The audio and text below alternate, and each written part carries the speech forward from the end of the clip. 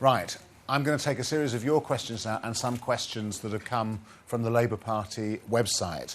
And we'll take rather more in a group as well, and partially because these group together. A question from the website on the National Health Service, which is essentially that the level of increase in funding for the NHS that you've given to the NHS, or the Labour government's provided, is going to ease off now. Does that mean that there is significantly additional pressure for reform? That's one of the questions from the website. The next question is from Karen Marshall from Elmet. Karen? Yeah, microphone coming. Drugs are a real problem in many of our communities. Can you tell me what action you propose to take in this area? Thanks, Karen. Also on the website, which is linked to this, Christine Campbell wanted to know, despite increased numbers of police officers, the streets are not completely safe. What does the future Prime Minister intend to do to make our streets and neighbourhood safer places to be? And bearing almost no relation to that question at all, there's a question from David Bow, or David Bove from Pudsey. It's coming.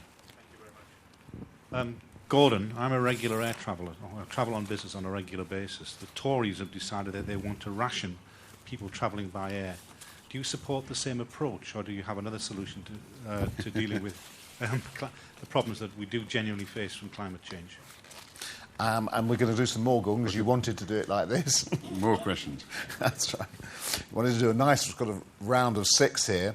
Simon Kimber on the website says, if elected, what would be your priorities in the fight against terrorism?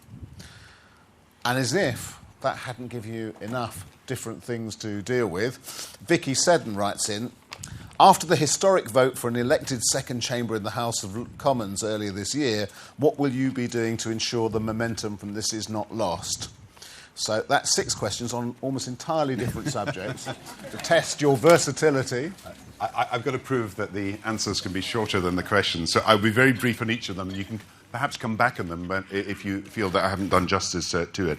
On policing, first of all, every area should in future have neighbourhood policing. That means that police are there on the street in the neighbourhood. We're increasing the number of police officers, community support officers, increasing the requirement to report to the local neighbourhood, local accountability as well. And I believe that that is something that is absolutely crucial to people feeling secure and able to use the facilities of their neighbourhood both by night and by day. And when I come to drugs, as I mentioned earlier, we really have got to do more to tackle drugs. We haven't been successful as we should have been in recent years. There are so many drug users who, without the rehabilitation that is necessary to get off drugs, and a recent report said that our education on drugs in schools, in secondary schools, was not good enough, and actually recommended we should extend it to primary schools to warn young people about drugs. We need role models who don't take drugs. We need footballers like here, as well as sports and music and other stars talking about the fight against drugs. And we need communities involved in that fight. And I think this is one major campaign that all of us should be involved in together. The danger of drugs to the individual is one thing. The crime that comes as a result of drugs is another.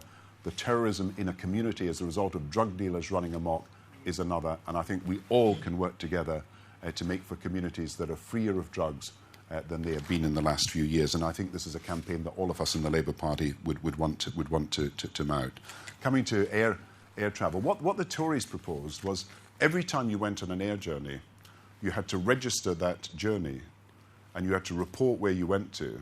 And then if you went above a certain limit, you were then taxed or required to pay back some money for it. So while they oppose identity cards, they were actually requiring people to report in every journey that you took and who you took it with and what the cost of it was. And if you were flying around the world or going for holiday places, you just had to keep filing a regular report. So I don't think anybody thinks that could work or that it's the best way of going about things. But what we do need to do is bring together people, companies, and of course governments to tackle the problem of climate change. I mean, we are trying, for example, to get carbon-free or low-carbon houses. We're trying to act on standby facilities which use massive amounts of energy while you sleep. We're trying to get the long-life electric bulb brought in. We've got an agreement in the last few days with the retailers to cut back on plastic bags in shops. We've got agreements now about recycling and how that could be done better. All these things involve not just governments, involve people making decisions. Internationally, we've got to get China and India and America involved in this climate change debate. And if we don't get the major users of energy involved in this debate, then people will rightly say that what they do at home is being counteracted by other people failing to take any of the measures. And I believe that the World Bank should be a World Bank for the environment as well as development.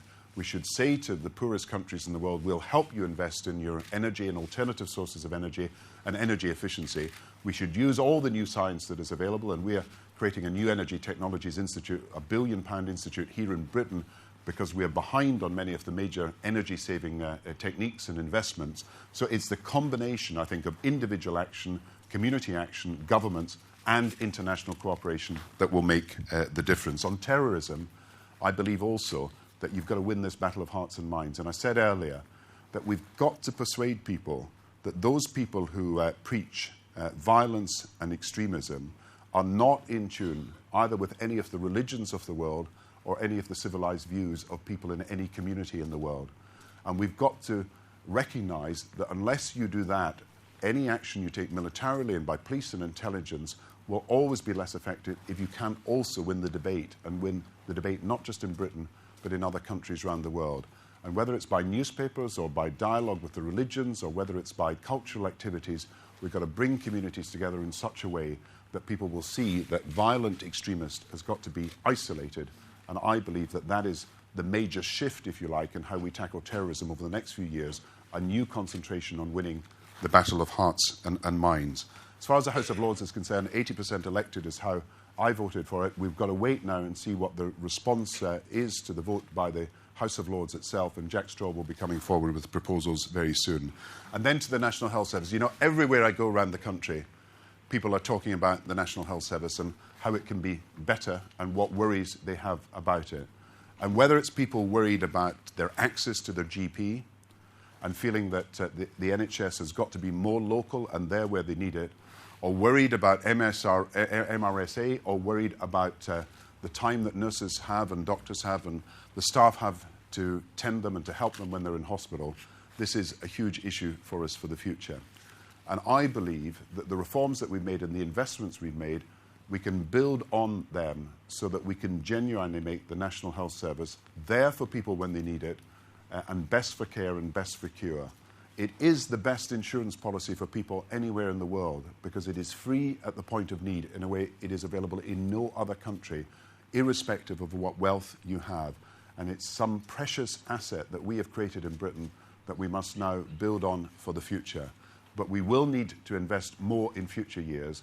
And any suggestion, David, that we are going to cut expenditure on the National Health Service is completely wrong.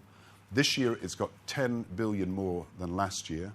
And in the years to come, it will have more money each year so that we can meet our commitments to the British people. And what does that mean?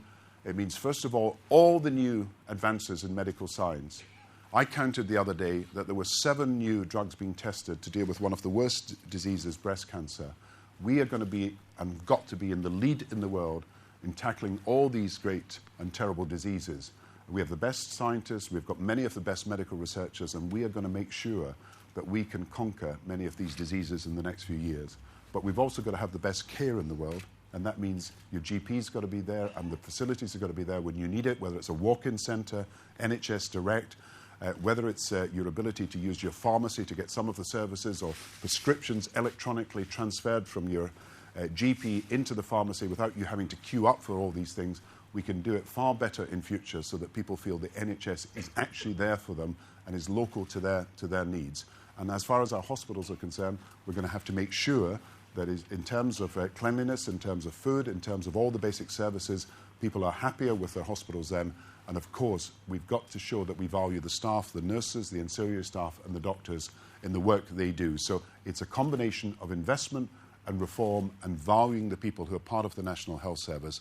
But I believe this time next year, people will see the National Health Service as Labour's National Health Service, the health service that Labour created, Labour is investing in, and Labour will safeguard for the future.